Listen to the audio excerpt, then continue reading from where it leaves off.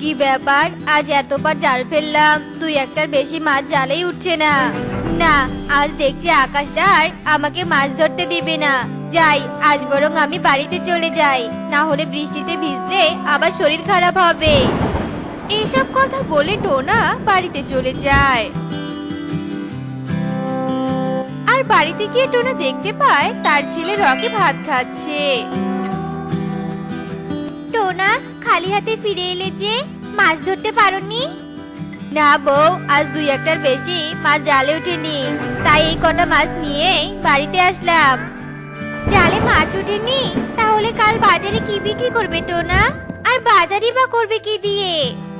মা, তুমি বরং এখান থেকে দুইটা মাছ সরিয়ে রাখো, না হলে যে কাল আবার মাছ ভাজাই পাবো না।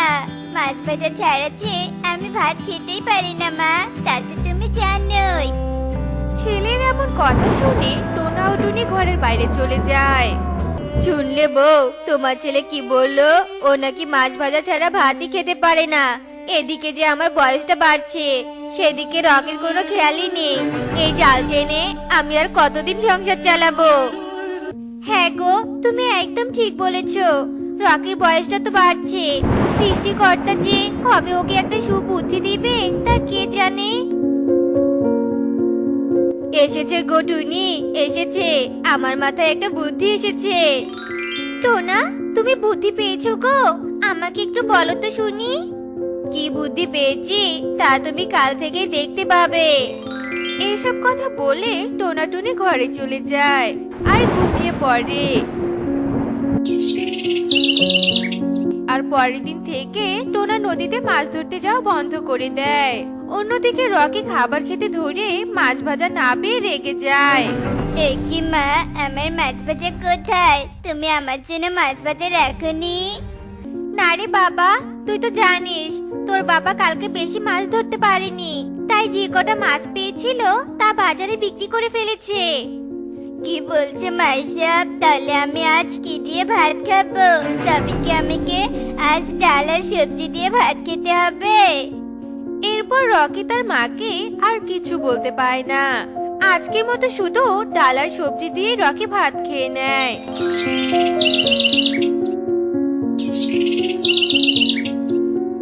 কিন্তু পরের দিনও সেই একই ঘটনা ঘটে।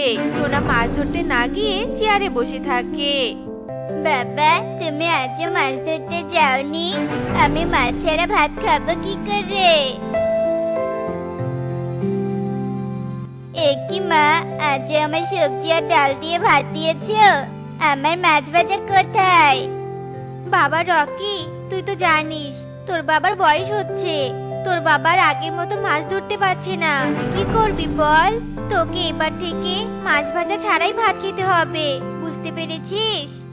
রকি এসব কথা মায়ের মুখে শুনে একটু চিন্তায় পড়ে যায় আর ভাবতে থাকে, না, এবার মনে হচ্ছে আমাকে মাছ ধরতে যেতে হবে। এখন থেকে প্রতিদিন আমি নদীতে মাছ ধরতে যাব। মা, আমি যদি নদীতে মাছ ধরতে যাই তাহলে কেমন হবে বলো তো? বাবা তো এখন তেমন মাছও পায় না, তাই আমি মাছ ধরতে যাব। টোনা ও টুনি রকির কথা শুনে অনেক খুশি হয়ে যায়। বাবা রকি, তুই পারবি মাছ ধরতে? কেন পারবো না মা, আমি তো ভাবছি আজ থেকে নদীতে মাছ ধরতে যাব। ঠিক আছে রে বাবা, তবে তোর বাবা জালটা নিয়ে মাছ ধরতে যা।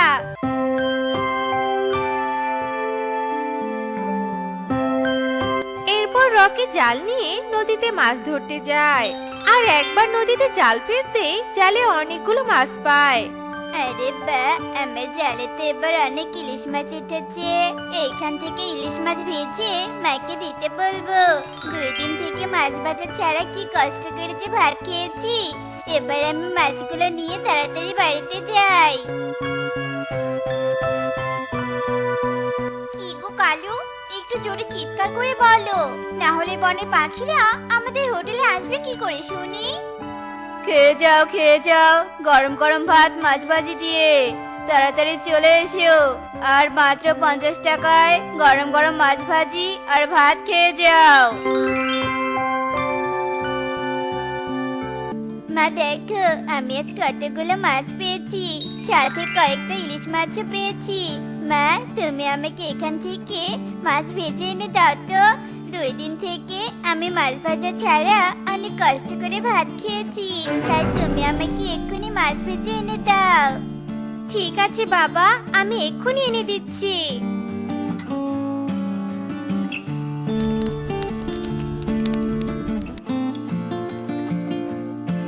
এরপর টুনি রকিকে মাছ ভেজে এনে দেয় আর তা দিয়ে রকি মজা করে ভাত খায়। বাবা, আমি তোমাকে একটা কথা বলতে চাই। কি কথা বাবা, বল।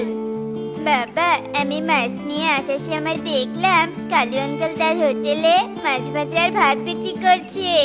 আমরা যদি কালু আঙ্কেলের পাশের দোকানটা ভাড়া নিয়ে মাছ ভাজা, ডাল আর ভাত বিক্রি করি তাহলে কেমন হবে? আমরা তো নদী থেকে মাছ ধরে নিয়ে আসি, সেখান থেকে মাছ ভেজে বিক্রি করব, তাহলে আমাদের সংসারের অভাবটা দূর হবে।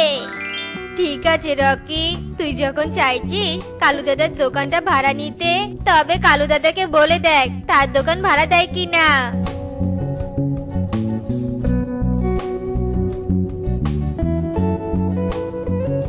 কালু আঙ্কেল, তোমার পাশের দোকানটা তো খালি পড়ে থাকে, তুমি যদি আমাকে ওই দোকানটা ভাড়া দাও তাহলে আমি ভাত, ডাল আর মাছ ভাজা ওই দোকানে বিক্রি করতাম। কি, তোরা সাধারণ জেলে হয়ে হোটেল দিতে চাইছিস? গরিব পাখি হয়ে আদিক্ষেতা দেখাস? যত সব, এরা যে কোথা থেকে আসে বুঝতেই পারি না। এদের দ্বারা ব্যবসা ট্যাবসা হবে না। যা যা যা, এখান থেকে চলে যা।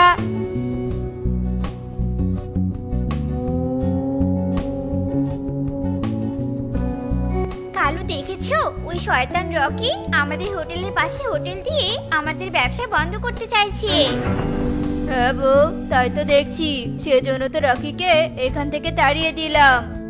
তাড়িয়ে দিয়েছো, বেশ করেছো, ওদের অত ব্যবসা করতে হবে না। কালু ও কাকুলি রকির কথা শুনে অনেক বাজে কথা বলতে থাকে। অন্যদিকে রকি বাড়িতে ফিরে আসে। রকি, কি হয়েছে বাবা? তুই এমন গম্ভীর হয়ে আছিস কেন? কালু দাদার হোটেলে তুই গিয়েছিলি? হ্যাঁ বাবা, আমি কালু আঙ্কেলের কাছে গিয়েছিলাম। কালু আঙ্কেল আমাকে অনেক অপমান করেছে আর ওনার দোকানটাও ভাড়া দেয়নি। ও আচ্ছা, সেজন্য তুই মন খারাপ করে আছিস? চিন্তা করিস না বাবা, দোকান ভাড়া দেয়নি তো কি হয়েছে, তুই ভ্যানে করে খাবার বিক্রি করতে পারবি। টুনির কথা শুনে রকি অনেক খুশি হয়ে যায় আর ভাত, ডাল ও মাছ ভাজা রান্না করে ভ্যানে করে কালু কাকের হোটেলের সামনে নিয়ে যায়।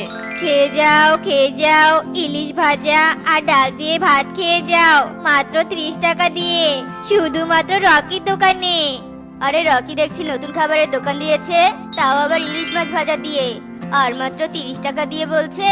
ইলিশ মাছ ভাজা 30 টাকা দিয়ে, আর আমরা কিনা কালু দাদার দোকানে পুঁটি মাছ ভাজা খাচ্ছি 50 টাকা দিয়ে। কালু দাদা তো আমাদের দারুণ ঠকাচ্ছে। হ্যাঁ কবুতর, তুই একদম ঠিক বলছিস। চল, আমরা আর কালু দাদার হোটেলের পুঁটি মাছ ভাজা 50 টাকা দিয়ে খাবো না, আজ থেকে আমরা 30 টাকা দিয়ে ইলিশ ভাজা খাবো। এরপর কবুতর ও তোতা কালু কাকের হোটেল থেকে রকির দোকানে যায়। রকি, আমাদের 2 প্লেট ভাত দে তো দেখি ইলিশ ভাজা দিয়ে। আমাদের বাড়িতে আজ এখনো রান্নাই করেনি, আমাদের বড্ড খিদে পেয়েছে। ঠিক আছে কবুতর আঙ্কেল, আমি তোমাদেরকে এক্ষুনি ইলিশ মাছ ভাজা দিয়ে ভাত দিচ্ছি।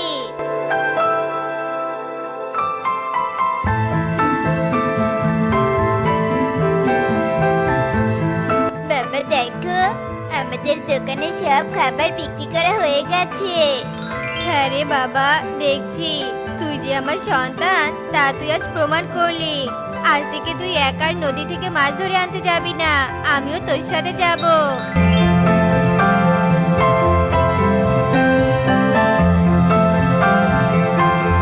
বাবা রকি, তোর জন্য আমাদের সংসারের সব অভাব দূর হয়ে যাচ্ছে।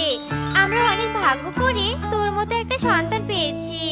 রকির দোকানে প্রতিদিন অনেক খাবার বিক্রি হতো আর তা দেখে বনের পাখিরা রকির সুনাম করতে থাকে আর রকির পরিবারে সুখের দিন ফিরে আসে। অন্যদিকে কালু ও কাকুলির হোটেলে খাবারের দাম বেশি হওয়ার কারণে বনের পাখিরা কালু কাকের হোটেলে খাবার খেতে আর আসে না। তাই কালু কাকের পরিবারে অনেক অভাব দেখা দেয়।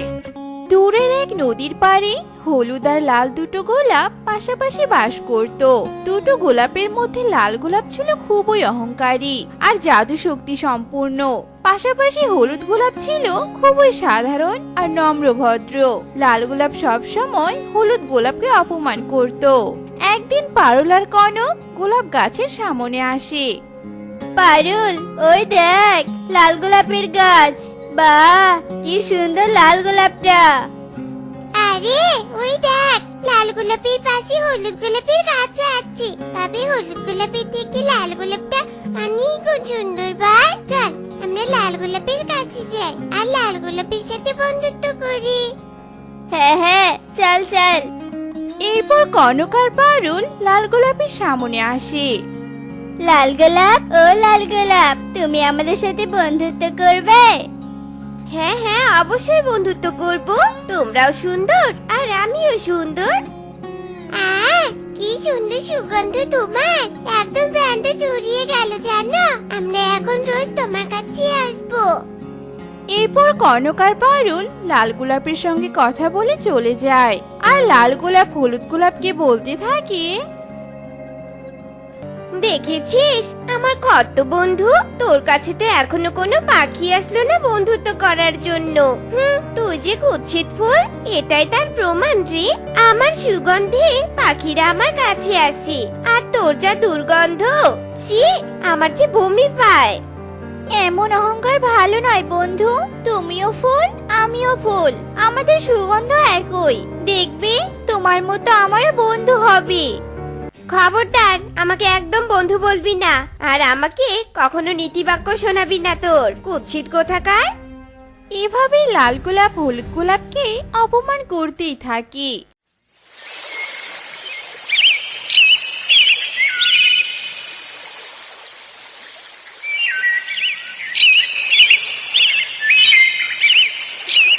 একদিন টুকি আসে নদীর পাড়ে। এরপর টুকি হলুদ গোলাপকে দেখে হলুদ গোলাপের সামনে যায় আর বলতে থাকে, আরে বাহ, কি সুন্দর হলুদ গোলাপ। এই গোলাপ, তুমি আমার সাথে বন্ধুত্ব করবে?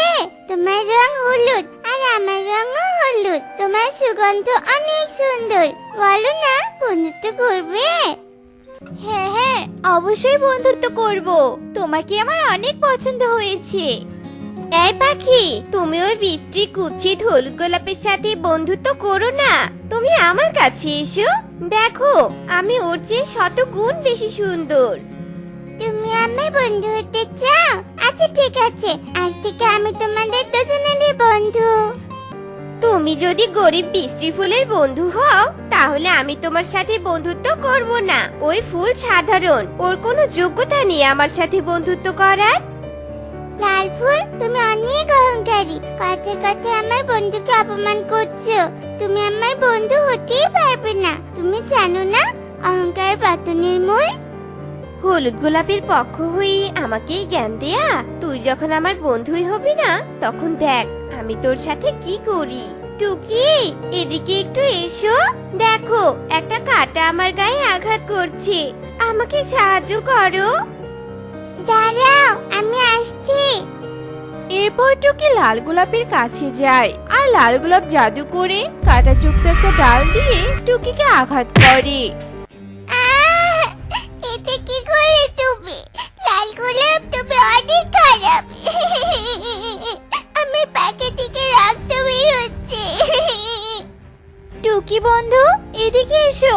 ওই গোলাপ জাদু শক্তি জানে, তুমি আর কখনো ওর কাছে যেও না। এরপর টুকি হলুদ গোলাপের কাছে আসে। বন্ধু, আমি আসি এবার, কাল আবার আসবো। টুকি ওখান থেকে চলে যায়।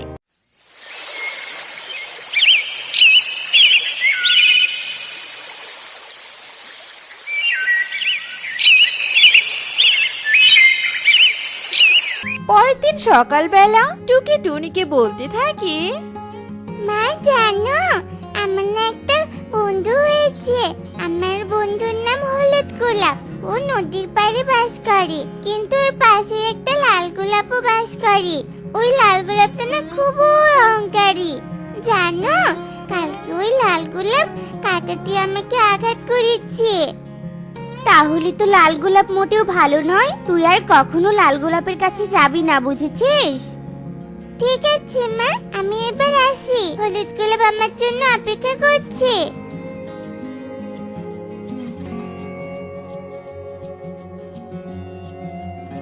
জানো হলুদ গোলাপ, তোমার সুগন্ধ না নিলে আমার পেটে খাবার হজমই হয় না। আমি আমার মাকে তোমার কথা বলেছি, মা অনেক খুশি হয়েছে জানো। টুকি এভাবে হলুদ গোলাপের সাথে গল্প করছিল। এদের গল্প দেখে লাল গোলাপের অনেক হিংসে হয়, আর লাল গোলাপ বলতে থাকে, কালকে আঘাত পাওয়ার পরেও আমার বন্ধু হলি না, দাঁড়া আজ তোকে কঠোর শাস্তি দিব। এরপর লাল গোলাপ জাদু করে নদী থেকে একটা বড় মাছ প্রকট করে আর টুকিকে সেই মাছের পেটে ঢুকিয়ে দেয়। টুকি মাছের পেটে থেকে চিৎকার করে আর বলতে থাকে, লাল গোলাপ, এটা তুমি কি করছো? আমাকে মাছের পেট থেকে বের করো বলছি, এখানে আবার ভয় করছে। লাল গোলাপ, আমার সাথে বন্ধুত্ব না করার শাস্তি এটাই তোর। তুই এখন থেকে এই মাছের পেটে বন্দি থাকবি। যা মাছ, তুই নদীতে যা। এরপর মাছ নদীতে চলে যায়। লাল গোলাপ, এটা তুমি কি করলে? আমার বন্ধুকে কেন মাছের পেটে বন্দি করলে? আমি তোমার কথা সবাইকে বলে দিব। তুমি অহংকারী, সাথে সাথে অপরাধী। তোর মুখে বুলি ফুটেছে তাই না? দাঁড়া, তোকে আমি তোর বন্ধুর মতো শাস্তি দিব। যারা আমার সাথে বন্ধুত্ব করবে না, আমি তাদেরকে এভাবে শেষ করে দিব।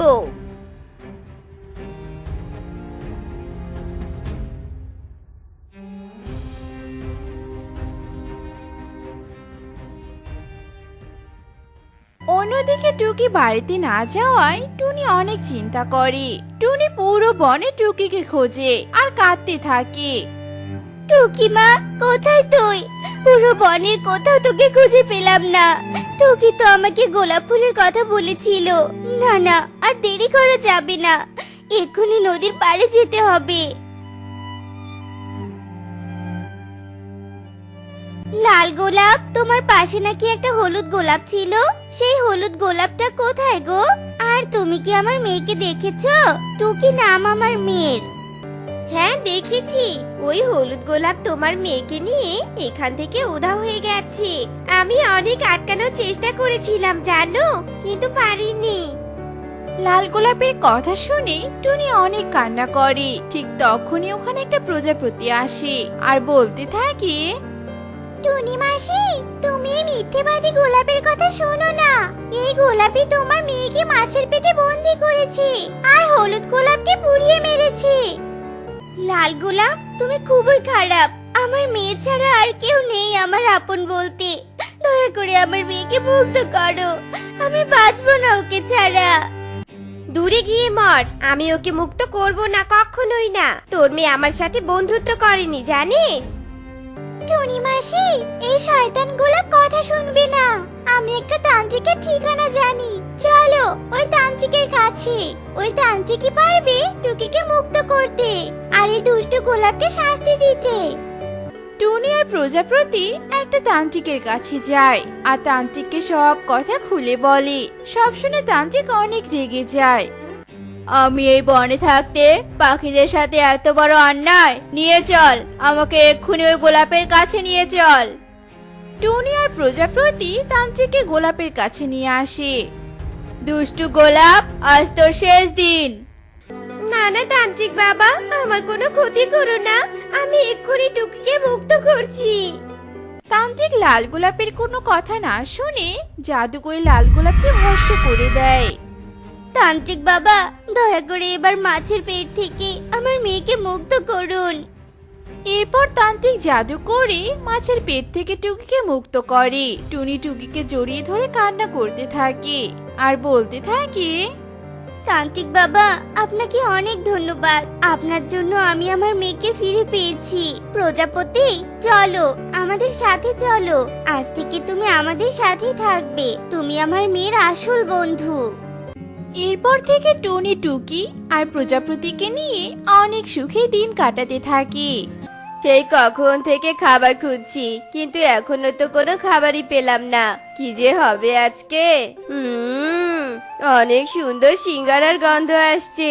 দেখি তো গিয়ে এই বনের গভীরে কে সিঙ্গারা ভাজছে।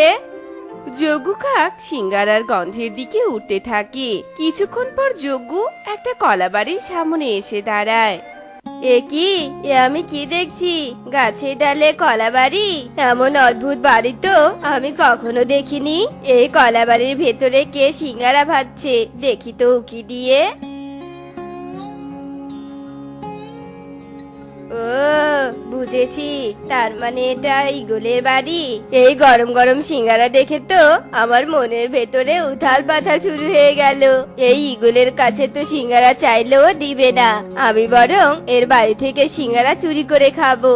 হ্যাঁ, কিন্তু কিন্তু আমি চুরি করব কি করে?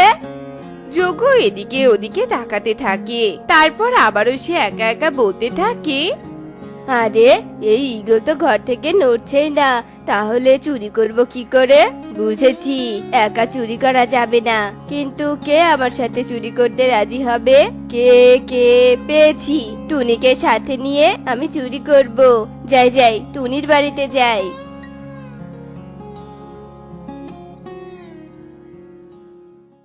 আরে যোগ্য দাদা, তুমি অসময় আমার বাড়িতে, তা কি মনে করে আসলে বলো তো? আর বলিস না টুনি বোন, সেই সকাল থেকে খাবার খুঁজছি, কিন্তু কোনো খাবারই পাইনি। ক্ষুধার জ্বালায় আমার পেট পুড়ে যাচ্ছে রে। দাদা, আমিও তো কাল থেকে না খেয়ে আছি জানো। বনে মনে হয় খাবারের সংকট দেখা দিয়েছে। কি যে করব কিছুই বুঝতে পারছি না। চিন্তায় চিন্তায় আমি আরো দুর্বল হয়ে যাচ্ছি। চিন্তা করিস না বোন, আমি খাবারের সন্ধান পেয়েছি। কোথায় দাদা বলো, আর আমাকে নিয়েও চলো। বনের গভীরের গাছের ডালে একটা কলা বাড়ি আছে। ওই কলা বাড়ির ভেতরে ঈগল সিঙ্গারা ভাজছে। চল টুনি, গিয়ে ওই ঈগলের বাড়ি থেকে সিঙ্গারা চুরি করে নিয়ে আসি। চুরি চুরি করা তো মহাপাপ দাদা, আমার দ্বারা ওসব চুরি টুরি হবে না। তাহলে থাক তুই, আমি অন্য পাখিকে নিয়ে যাচ্ছি। না না দাদা, দাঁড়াও, আমি যাব তোমার সাথে চুরি করতে। কিন্তু দাদা, চুরি করবে কি করে যদি ইকো দাদা আমাদের ধরে তখন? শোন, আমি কলাবাড়ির পেছনে লুকিয়ে থাকবো, আর তুই কলাবাড়ির সামনে একটা গাছের পেছনে লুকিয়ে ঈগলকে দেখবি। ঈগল যখন ঘর থেকে বের হবে তখন তুই শীষ দিবি, আর আমি সিঙ্গারা চুরি করে নিয়ে আসবো। ঈগল তখন কিছুই বুঝবে না, আর এদিকে আমাদেরও পেট ভরবে, বুঝেছিস?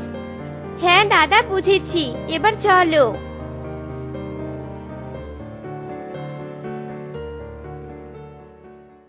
টুনি যজ্ঞর কথা মতো একটা গাছের পেছনে লুকিয়ে ঈগলকে দেখতে থাকে। অন্যদিকে ঈগল বলতে থাকে, সিঙ্গারা ভাজা শেষ, এবার শুধু বসে বসে খাওয়ার পালা। সিঙ্গারা খেলেই তো আমার পিপাসা লাগে, ঘরে এক ফোঁটাও পানি নেই। যাই, নদী থেকে পানি নিয়ে আসি। ঈগল যে না নদীর দিকে উঠতে থাকে, ঠিক তখনই টুনি শীষ দেয়, আর যজ্ঞ কলাবাড়ির পেছন থেকে বেরিয়ে আসে আর কয়েকটা সিঙ্গারা নিয়ে পালিয়ে দূরে চলে আসে।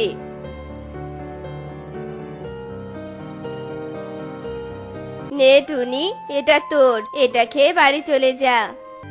দাদা দাদা, এ তোমার কেমন বিচার? তুমি 3টা সিঙ্গারা নিলে আর আমাকে একটা দিলে। আমি একটা নিব না, তুমি সমান সমান ভাগ করো। সমান সমান বললেই হলো? তোর থেকে বেশি পরিশ্রম আমি করেছি, আর বুদ্ধিটাও তো আমার। তুই শুধু শীষ দিয়েছিস, তাতেই সমান সমান। একটা নিলে নে, না নিলে চলে যা। টুনি আর কিছু না বলে সিঙ্গারাটা খেয়ে নেয়।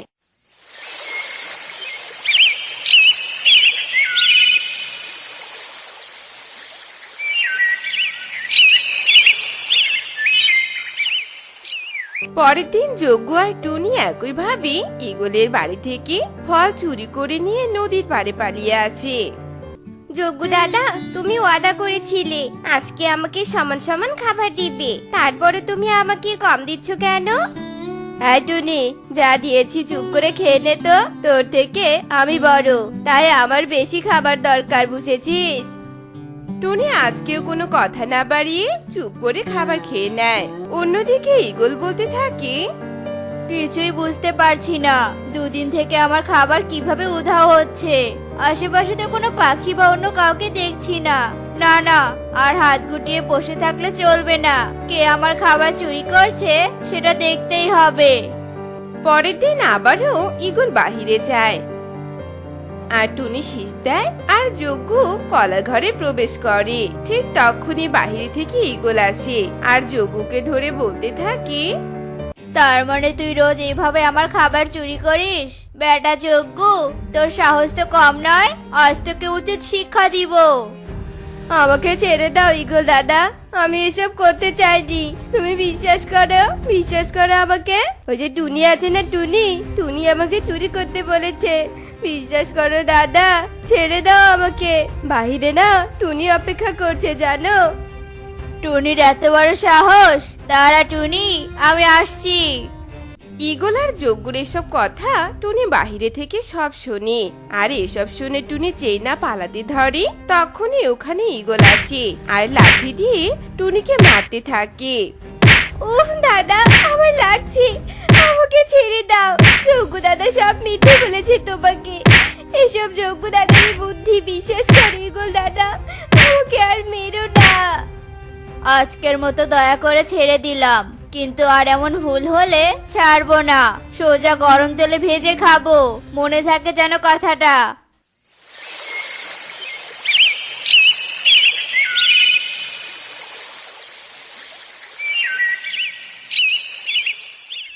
ওরে বাবা রে, শয়তান যজ্ঞ আমাকে বোকা পেয়ে এমন মার খাইয়েছে যে আমি আর নড়তেই পারছি না।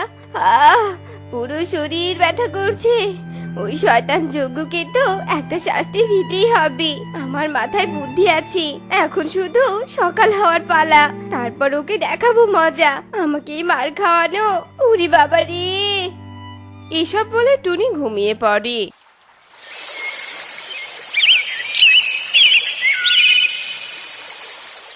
পরের দিন সকালে টুনি যজ্ঞর বাড়ি আসে।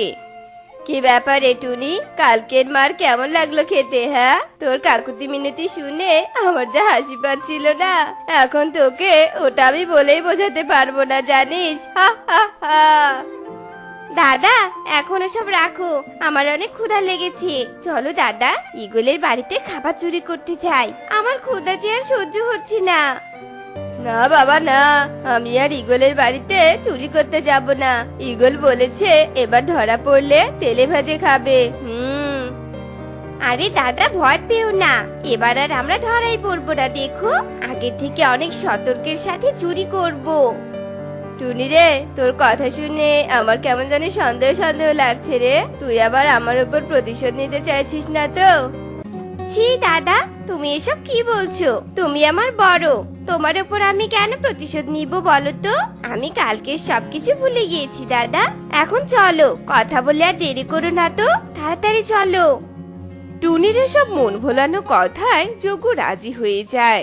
এরপর ওরা দুজন ঈগলের কলাবাড়ির সামনে আসে আর আগের মতো যজ্ঞ কলাবাড়ির পেছনে লুকিয়ে পড়ে আর টুনি গাছের আড়ালে লুকিয়ে পড়ে। টুনি মনে মনে বলতে থাকে, বেটা যজ্ঞ, আজ তোকে এমন শাস্তি দিব যে তুই সারা জীবন মনে রাখবি। দ্বিতীয়বার আমাকে বোকা বানানোর আগে 100 বার ভাববি তুই। এটাই আসল সময় শীষ বাজানোর। শীষ বাজালেই যজ্ঞ মনে করবে ঈগল বাহিরে গেছে, আর যেই না ভেতরে প্রবেশ করবে অমনি সে শাস্তি পাবে। কি যে ভালো লাগছে, কি যে ভালো লাগছে। এসব ভেবে টুনি শীষ বাজায় আর যজ্ঞ সাথে সাথে ঘরে প্রবেশ করে আর ঈগল যজ্ঞকে ধরে ফেলে। তুই আজকেও আমার খাবার চুরি করতে এসেছিস? শয়তান, আজ এই গরম তেলে মাছ না ভেজে তোকেই ভাজবো আমি। ওরে টুনি, আমাকে বাঁচা, ঈগলের হাত থেকে আমাকে বাঁচা টুনি। ভেসে গেছি রে, ভেসে গেছি। যজ্ঞর এমন চিৎকার টুনি বাহিরে থেকে শুনতে পায় আর টুনি বলতে থাকে, আমি তো ইচ্ছে করে তোমাকে এমন ফাঁদে ফেলেছি, বাঁচাবো কেন তোমাকে? মনে রেখো, আমি ছোট হতে পারি কিন্তু আমার বুদ্ধি অনেক। আমি আমার চুরি করা শাস্তি পেয়েছি, এবার তুমি তোমারটা পাও। এরপর টুনি চলে যায় আর ঈগল যজ্ঞকে তেলে ভেজে খেয়ে ফেলে। তো বন্ধুরা, আমরা কখনোই অন্যের ক্ষতি করব না, কেননা ক্ষতি করার শাস্তি আমাদের একদিন না একদিন পেতেই হয়। আর আমাদের আজকের এই গল্পটি তোমাদের কাছে কেমন লেগেছে তা কমেন্টে জানাতে ভুলো না কিন্তু।